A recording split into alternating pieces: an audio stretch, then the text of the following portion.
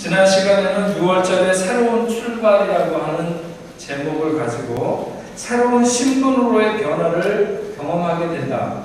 그래서 강화도령이 자기가 임금인 것을, 나라의 왕인 것을 자각하지 못할 때는 행복하지 못했지만, 그러나 자기가 왕의 신분이라고 하는 것을 자각할 때 그가 힘이 있고 또 행복한 삶을 열어가게 되는, 그래서 우리의 신분이 바뀌었고 그 바뀐 신분의 변화를 경험해야 된다. 두 번째로는 새로운 공급과 새로운 경영.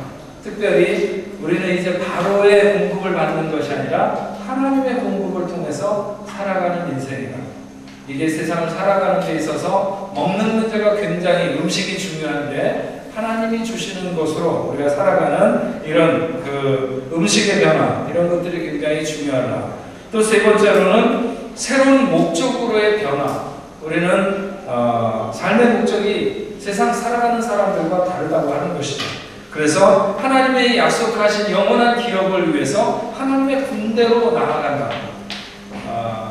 그냥 세상의 방식대로 살게 되면 누군가 나에게 잘못할 때 나도 그를 대항해서 그를 이기고자 하는 것이 세상의 방식이지만, 그럼에도 불구하고 우리들은 설령 나에게 아픔을 주고 고통을 준다 할지라도 그를 사랑으로 안을 수 있는 이런 삶이 되기를 원하는 것은 우리는 목적이 다르기 때문에 그렇다. 이런 말씀에 대해서 생각을 했습니다. 우리가 이런 새로운 신분과 음식과 경영 그리고 목적으로 향해서 나가게 하도록 하나님께서는 애굽 땅에 10가지 재앙을 내리셨습니다.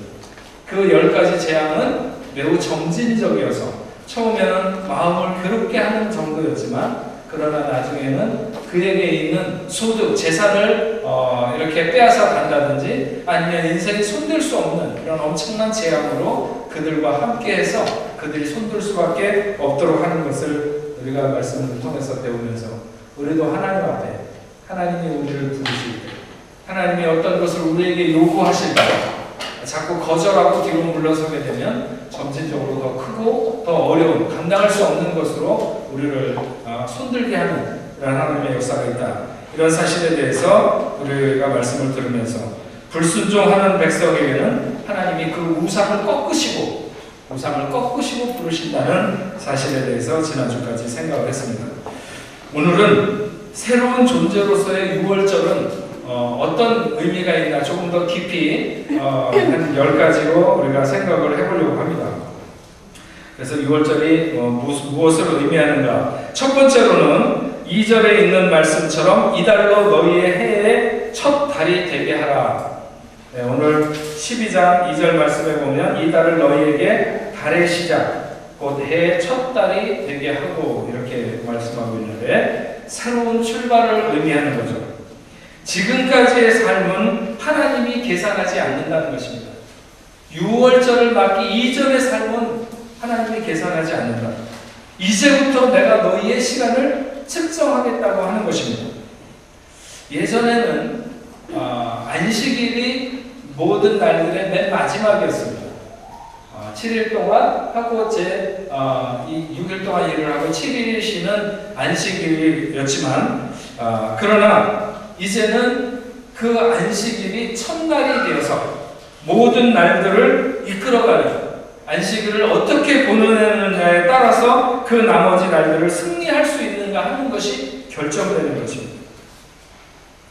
미국 사람들에게 예수 믿습니까? 이렇게 물어보면 그 사람들은 반드시 또다시 born again 했느냐고 묻습니다. 예수 믿습니까? 그랬을 때 나는 교회 다닙니다. 그건 정확한 대답이 아닙니다. 예수 믿습니까? 했을 때 목사입니다. 이것도 정확한 대답이 아닙니다. 예수 믿느냐고 했을 때 정말 거듭난 삶의 시작을 가졌느냐? 이렇게 물어보는 것이죠. 시편 90편에 보면 모세가 자기의 생을 80년을 살았어도 그 산 시간들이 매우 허망한 시간을 살았다는 거죠. 자기 구조를 안고 살았다는 것입니다. 그리고 그 삶에는 수고와 슬픔이 있었다는 것입니다. 그런데 이제는 나를 내려놓고 그리스도를 살아야 된다고 하는 것입니다. 하나님 안에서 사는 세월이 의미가 있는 것이지 그렇지 않은 세월은 의미가 없다는 것입니다. 우리의 날수를 계수할 수 있는 지혜를 주옵소서 하는 것은 우리가 예수 안에 살아가는 날이 얼마나 되는가, 그런 것을 진정으로 계수할 수 있는 지혜가 우리에게 있도록 기도해야 되는 것입니다. 많은 사람들이 그렇게 말합니다. 내가 좀 더 일찍 예수를 믿었으면 너무 좋았을 텐데. 그 사람이 언제 예수 앞에 돌아왔든지 간에, 아니면 몇십 년을 살다 거의 죽음 앞에 이르는 사람도 그런 모든 날을 허망한 날로 돌리고 내가 예수 앞에 이제야 돌아왔구나, 이렇게 생각하고 이렇게 말하는, 고백하는 사람들이 많이 있습니다. 하나님 안에서 보낸 세월이 의미 있는 시간입니다. 그러므로 그때로부터 새로운 날이 시작되는 것이고 새로운 역사가 시작되는 것입니다. 유월절을 경험하지 않고는 옛사람에 여전히 머물러 있는 것이고, 유월절을 경험할 때서부터, 그래서 오늘 여기에 2절의 말씀대로 이 달을 너희에게 달의 시작 곧 해의 첫 달이 되게 하라. 네, 유월절을 맞으면서부터 새로운 출발을 갖게 되는 것이죠. 두 번째로는 가족대로 어린 양을 취하라. 3절과 4절에 보면 너희 각자가 어린 양을 취할지니 각 가족대로 그 식구를 위하여 어린 양을 취하되 그 어린 양에 대하여 식구가 너무 적으면 그 집의 이웃과 함께 사람의 수를 따라서 하나를 취하며, 이렇게 말합니다.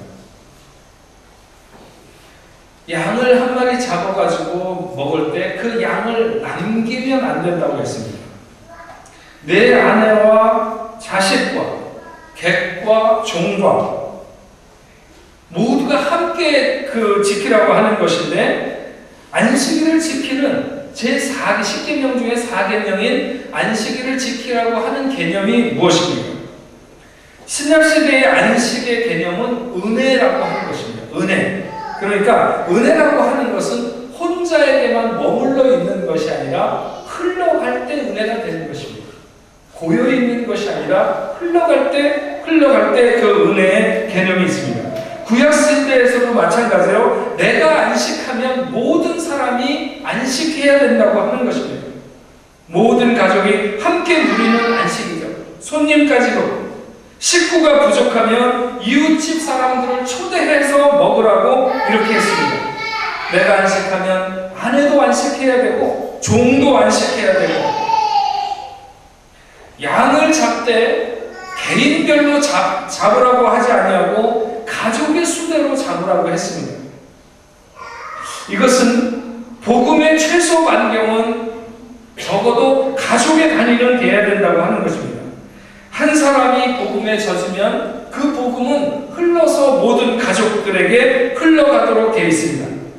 어린 양을 먹는데 혼자만 먹지 말고 같이 먹으라고 하는 거죠. 같이 먹으라.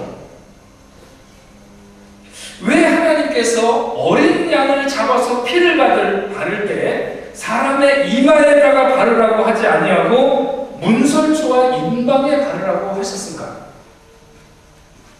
우리가 잘 알고 있는 대로 구원은 아버지가 받았다고 해서 그 아들이 저절로 구원받는 것은 아닙니다.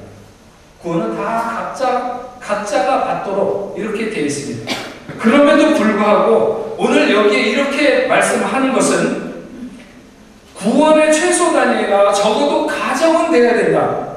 복음의 능력이 아무리 약해도 적어도 가정에는 미쳐야 된다. 내가 먹는 양고기는 가족들도 함께 먹어야 된다고 하는 것입니다. 적어도 거기까지는 복음이 미쳐야 된다고 하는 것입니다.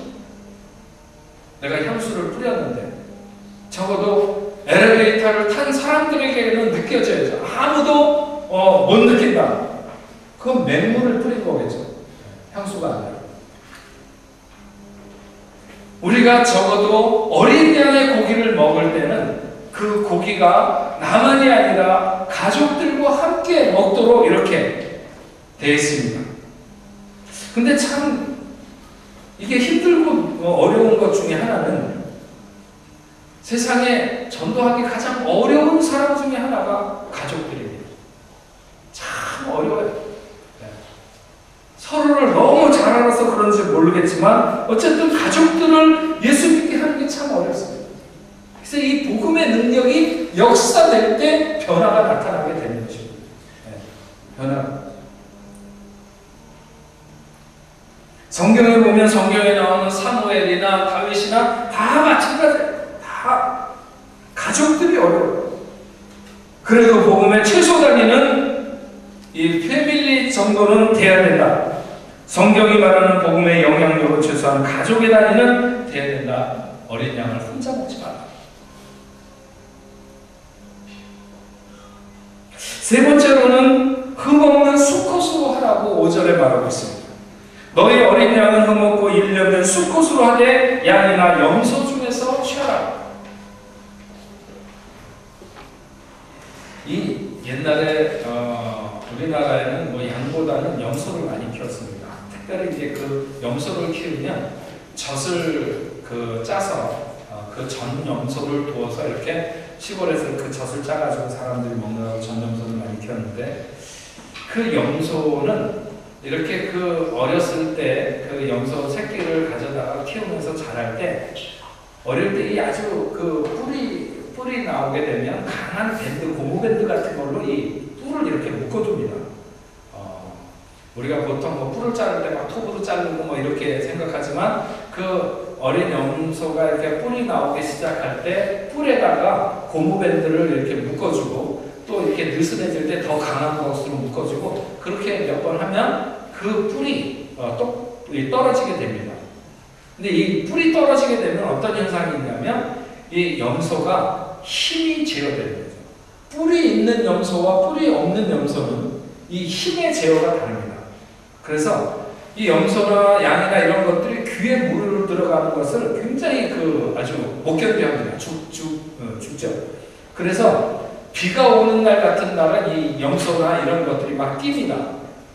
뛰는데, 그럴 때 잘못하게 되면 비록 염소에 다쳐서 죽는 경우도 많이 일어날 수도 있습니다. 1년 된 염소라고 하는 것은 그 뿔이 제어된, 다시 말하면 힘이 조절되는 것을 말하는 것입니다. 네. 힘이 통제가 안 되는 사람을 하나님이 쓰시지 않습니다. 힘이 조절 안 되는 사람. 네. 교회 안에도 보면 열심은 있는데 그 힘이 통제가 안 되는 사람이 있어요. 이런 사람은 반드시 문제를 일으킵니다. 하나님은 하나님 앞에 드려질 수 있는 사람은 힘이 조절되어야 된다는 거죠. 또 1년이 넘기 시작하면서부터는 양이든지 염소의 고약한 냄새가 강하게 나기 시작합니다. 1년 전까지는 냄새가 안 난다고 해요. 물론 뭐 짐승이니까 짐승의 본래 냄새가 좀 있기는 하겠지만, 그래도 1년이 안 됐을 때는 괜찮은데 1년이 넘어가면서부터 굉장한 자기 냄새를 풍긴다고 하는 거죠. 아주 고약한.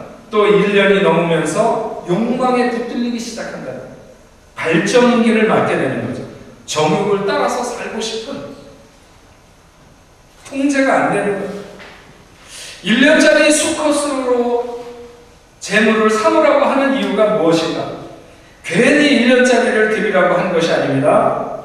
이 양에 대해서 공부를 해보면 참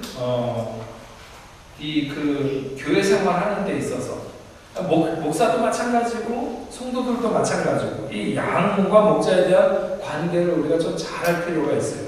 책이 굉장히 여러 권이 많이 나와 있습니다. 양과 목자라는 책도 있고, 시편 23편 같은 필 켈러라고 하는 사람이 지은 아주 양의 생리를 너무나도 잘 써놓은 책이 있습니다.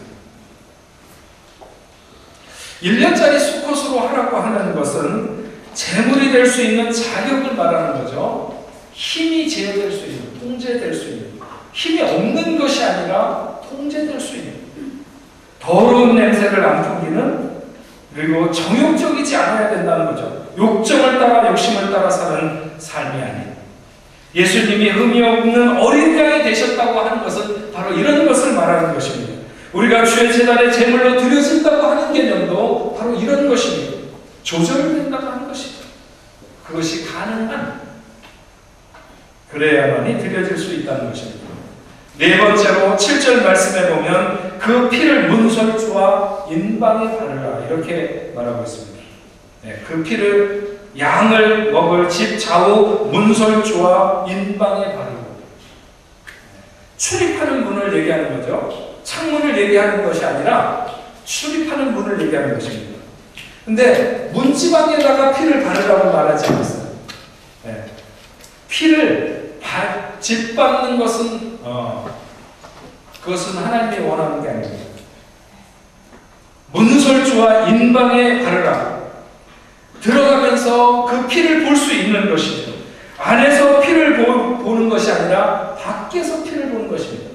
즉 하나님이 죽음의 사자가 그 피를 보고 넘어가는 것이지 안에서 그 피를 보는 것이 아닙니다. 신앙생활을 하면서 때때로 어떤 사람들 보면 자기가 보기에 괜찮은, 자기가 보기에 자기 신앙을 괜찮게 생각하는 것으로 만족하고 생활하는 사람들이 있습니다. 물론 이런 그 자신감이라 그럴까, 이런 생각, 나는 참 괜찮은 신앙이냐, 뭐 이런 정도까지 도달할 수 있다고 그러면 그것도 나쁘지 않겠지만, 그러나 그것으로 다 된 것으로 생각하면 이건 아니라는 거죠. 하나님이 보시기에, 하나님이 보기에 나에게 피를 바름이 분명한지를 알 수 있는, 내 신앙이 그런지를 분명히 알 수 있는 그런 신앙생활을 해야 될 줄로 믿습니다. 다섯 번째로는 고기를 불에 구워서 먹고 아침까지 남기지 말라. 8절과 10절에 말씀하고 있습니다. 그 밤에 그 고기를 불에 구워서, 8절에 10절에 보면 아침까지 남겨두지 말라. 고기를 불에 구워서 먹고 아침까지 남겨두지 말라. 물에 삶거나 날 것으로 먹지 말라. 여기서 얘기하는 이 불은 무엇을 의미합니까? 불은 심판을 의미합니다. 심판받으신 그리스도, 십자가에 달리신 그리스도만이 우리의 유일한 구주가 된다는 사실입니다. 세상에는 다른 예수도 많이 있습니다.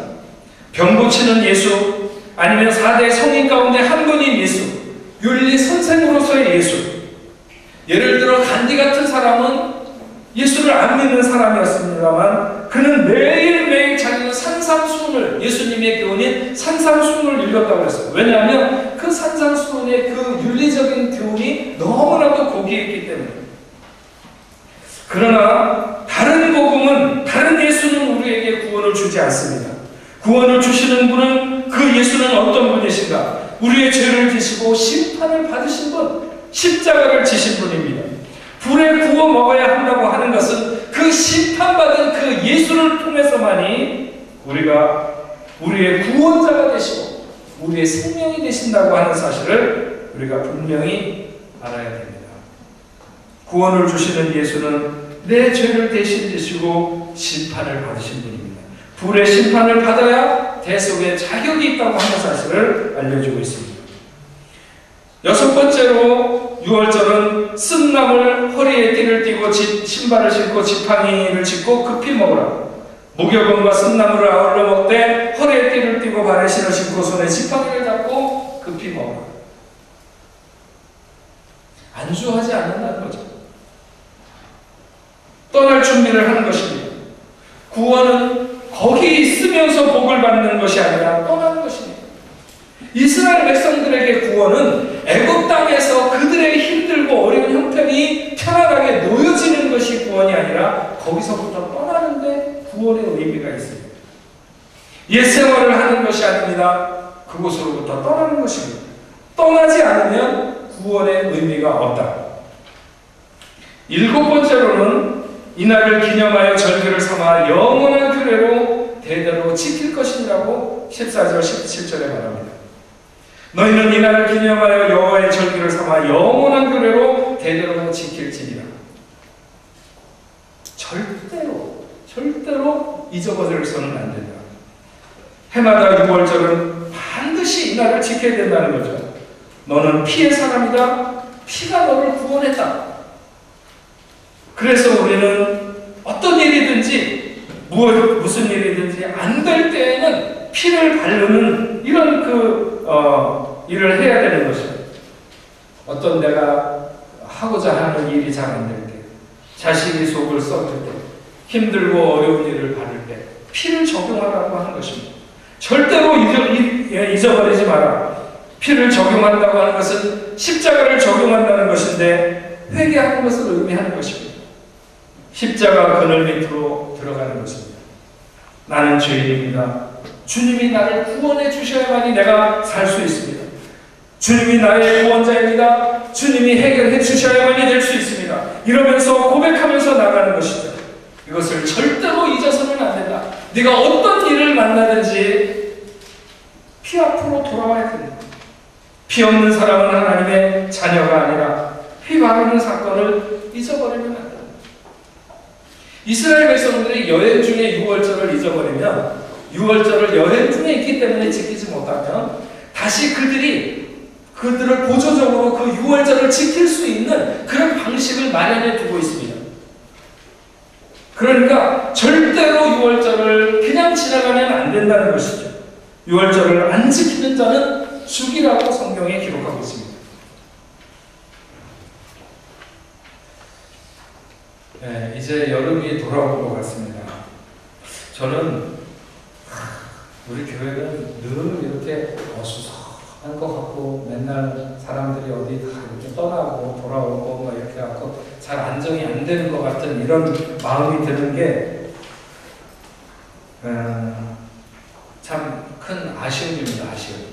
어쨌든 이제 또 여름이 돌아와서 저희도 식구 5명 중에서 4명이 떠나고 저 혼자 남았습니다.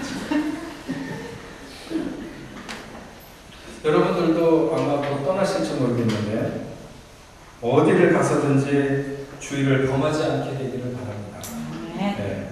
피를 바르는 것을 잊어서는 안 됩니다. 하나님의 자녀들이 절대로 잊어서는 안 되는 대대로 지켜야 될 규례, 피를 바르는 것입니다. 우리의 유일한 구원의 복음은 십자가의 예수, 불의 심판을 받으신 예수, 십자가를 주신 분, 그 구원의 복음이 되시는 예수, 그 예수 앞으로 돌아가는 것. 우리나라에서요, 얼마 전에 세상을 떠난 작년인가, 하여튼, 죽은 법정 스님이라고, 그 무소유를 얘기했던 법정 스님이 굉장히 멋이 있어서, 불교로 넘어간 카톨릭의 수녀였다가 비구니가 된 그 수녀들이 굉장히 많다고 해요. 얼마나 많은지는 모르겠지만, 어쨌든, 카톨릭의 수녀로 있다가, 이 법정 스님이 너무 멋있어가지고 개종을 해서 비구니가 됐더라고요. 한마디로 말하면 복음을 모르는 것이죠. 기독교는 멋의 종교가 아닙니다. 우리는 십자가의 복음, 피의 복음을 믿는 사람들입니다. 예수 그리스도의 피를 바르매 우리는 어떠한 문제든지 우리의 삶의 문제를 적용시켜야 될 줄로 믿습니다. 피 앞에 돌아오라.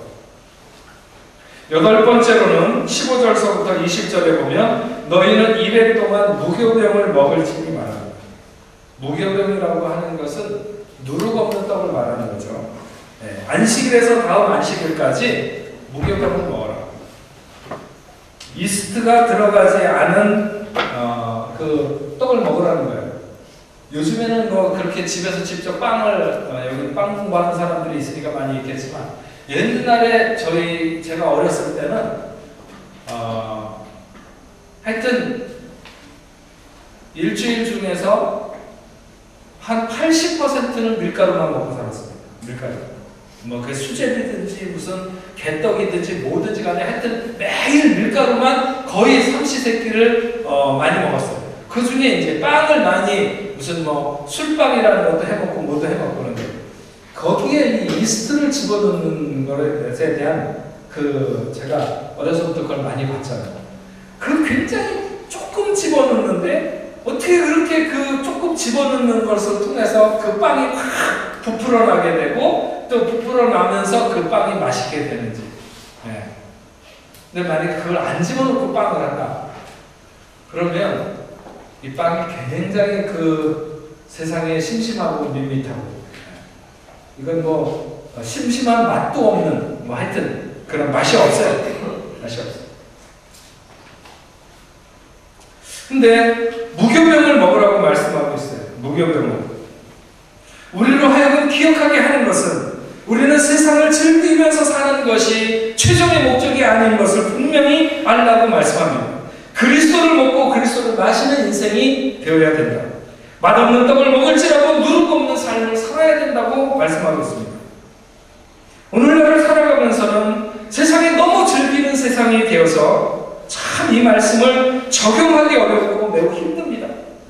왜? 워낙에 세상의 흐름 자체가 거기에 젖어 있기 때문에 죄를 이길 수도 없고 피할 수도 없다. 이렇게 생각하죠. 그러나 그렇다고 해서 하나님이 죄를 인정하고 그 죄를 품고 사는 것을 하나님이 원하시지 않는다는 거죠. 제가 간혹 가다가 고등어 얘기 자주 하는데 고등어가 평생을, 그 고등어의 짧은 일생 속에서 평생을 바닷물 속에서 살지만 그러나 그 고등어가 자기 몸에 짠기를 빼고 살지 않는 것처럼 그래서 고등어를 구워 먹으면 다시 거기다 소금을 쳐서 먹어야 되는 것과 마찬가지예요. 우리가 세상에 살지만 죄악 가운데 살지만 죄악에 물들지 않고 살기를 원하시는 것입니다. 누룩 없는 삶을 산다고 하는 것은 매우 어려운 일입니다. 이 세상에 누룩과 같은 것은 그리스도인의 자세를 벗어나는 삶의 모습들. 제가 여기 있으면서 간혹 여기서 공부하고 한국에 들어가가지고 교수나 뭐 이런 자리에 올라가는 들어가는 이런 사람들과 종종 얘기를 하는 중에 그런 얘기를 합니다. 어느 학교든지 요즘에 박사 학위를 가지고 있어도 대학에 교수로 들어가는 거에 너무 어려운 일은 하여튼 사람이 많기 때문에 그렇습니다. 그러나 일단 하여튼 원석을 집어넣고 뭐 여러 가지 그 과정을 거쳐서 최종적으로 2사람이 남게 되거나 혹은 3사람이 남게 되거나 이제 마지막 선택만 하면 되는 그 순간이 오게 되면 어떤 소스를 통해서라든지 그런 얘기가 들린다는 거죠. 우리 학교에 들어오려면 얼마를 기부해야 된다. 뭐 이런. 그게 총장이 직접 만나서 얘기하는 것은 아니지만 하여튼 어떤 소스를 통해서라든지 그것이 그 사람에게 이렇게 들려져서 거기에 있는 내 최종적인 그 사람들 중에서 누가 더 많이 기부금을 내느냐에 따라서 그 학교의 교수로 들어가고 안 들어가고 하는 것이 결정됩니다. 세상에 많은 분야의 부조리들도 있고 그런 뭐라 그럴까요? 누룩이 번지는 것 같은 그런 모습이 있지만 그런 얘기를 들을 때 너무 마음이 아파요. 그래도 최종적인 어떤 학문에 있어서 그 시대를 지켜야 되는 그런 그 교수를 뽑는 그런 자리인데 그 마지막을 그런 식으로 해서 뽑는다고 그러면 도대체 그 교수는 그 다음에 어떤 사명감을 가지고 가르칠 수 있을까? 그런 이야기들을 할 때 도대체 오늘날 한국 사회만 그런지 또 뭐 그렇다고 해서 한국 전부가 다 그렇다는 건 아니지만 그런 얘기들을 들을 때 얼마나 답답한지 우리가 이 땅을 살아가기가 얼마나 힘든지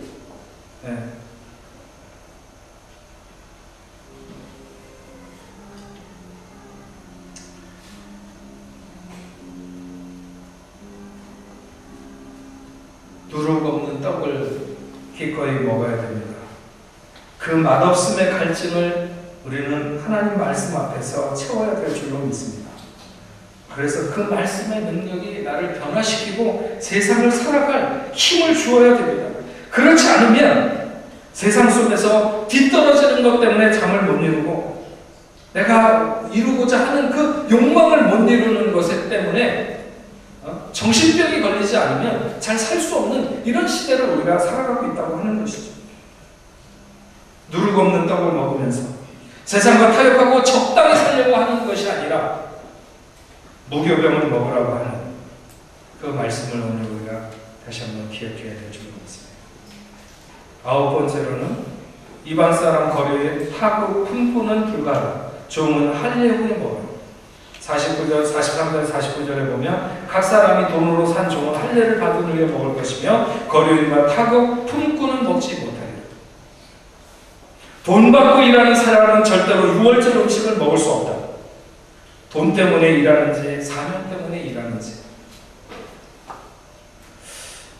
이 목회자는 항상 그 경계에 서가지고 이게 굉장히 위험하다고 생각합니다. 물론 여러분들도 다 마찬가지로 우리가 하나님 앞에 서서 살아갈 때 우리가 무엇을 원하고 바라면서 하는지, 아니면 정말 우리에게 맡겨진 사명 때문에 우리가 섬기고 봉사하는지를 알아야 되는데, 이방인도 안 된다. 구원받지 못한 사람이죠. 조음은 먹을 수 있는데 할례를 받은 후에 먹을 수 있다. 자기를 내려놓고 먹는다는 것이죠. 할례는 신약에 와서 세대의 의미를 주고 있습니다.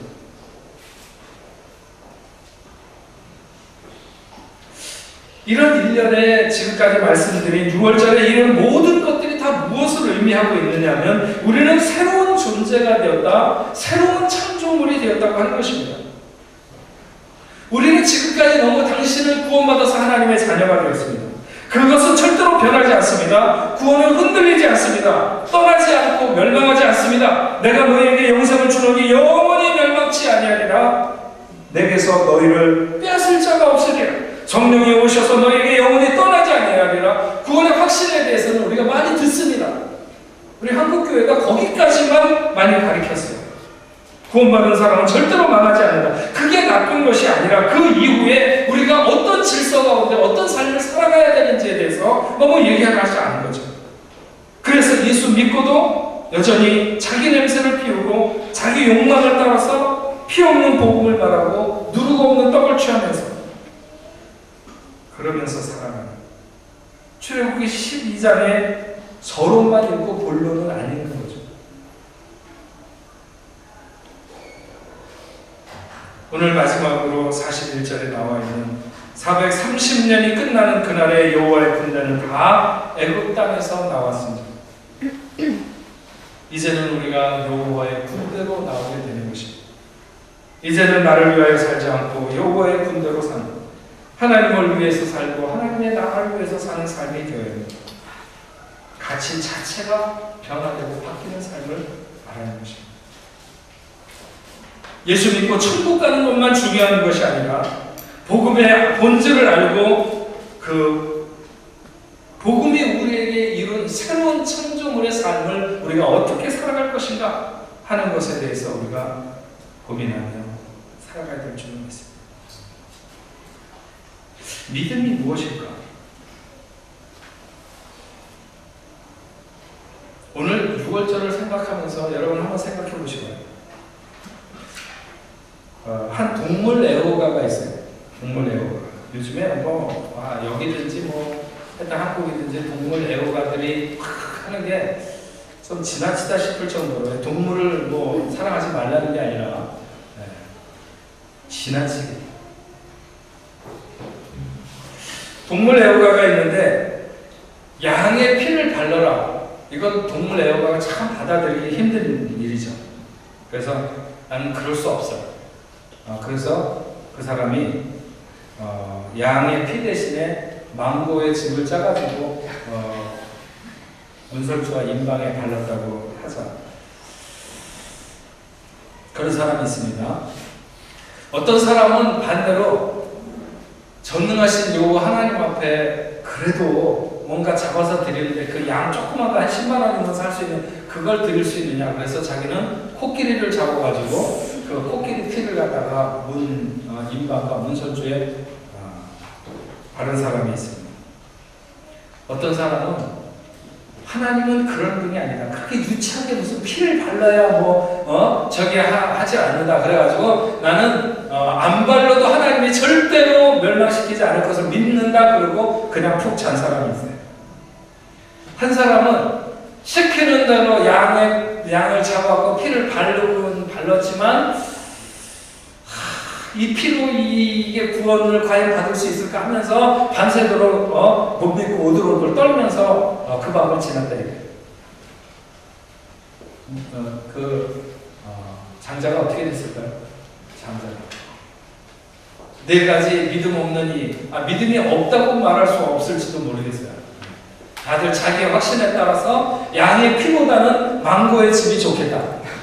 양보다는 코끼리 피가 낫겠다. 아니면 내가 믿는 하나님은 적어도 그렇게 무슨 피를 발라라 이런 분이 아니야. 그러니까 그냥 나는 그런 거 안 발라도 된다고, 그런 하나님이 아니라고 철떡같이 믿고 그냥 잔 사람이 있어.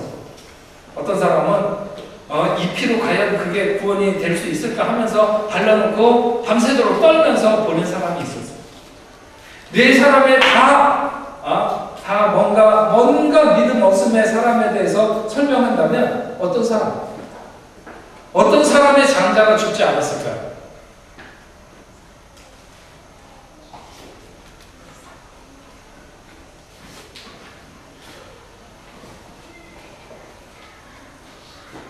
네 사람이 모두가 다 별로 믿음 없는 것 같은 사람입니다. 그러나 그래도 장자가 사는 사람은 어떤 사람이냐? 맨 마지막에 하나님의 말씀대로 순종해서 양의 피를 문설주에 바른 사람입니다. 너무 떨려서 소화가 안 됐든지 어쨌든지 믿음이 있어서 바르고 시키는 대로 하고 편안하게 했으면 문제가 없겠지만, 그렇지 않은 사람들을 놓고 생각했을 때 결국 믿음이라고 하는 것은 뭐냐? 순종이라고 하는 것이죠. 순종. 말씀하신 대로 순종한 것을 가리켜서 우리는 믿음이다 이렇게 말할 수 있습니다. 믿음은 느낌이 아닙니다. 내 생각에 옳은 것이 믿음이 아닙니다. 말씀을 듣고 기뻐하는 것, 그게 믿음이 아닙니다. 말씀을 듣고 좋다고 난리치고 오늘 정말 은혜 받았습니다, 오늘 말씀 너무 좋았습니다 이렇게 얘기하고 나가서 자기 마음대로 살면 그거는 결코 믿음이 아닌 것입니다.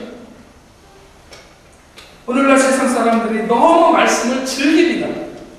은혜 받았다, 좋았다 그러면서 실제로 살지 않는다.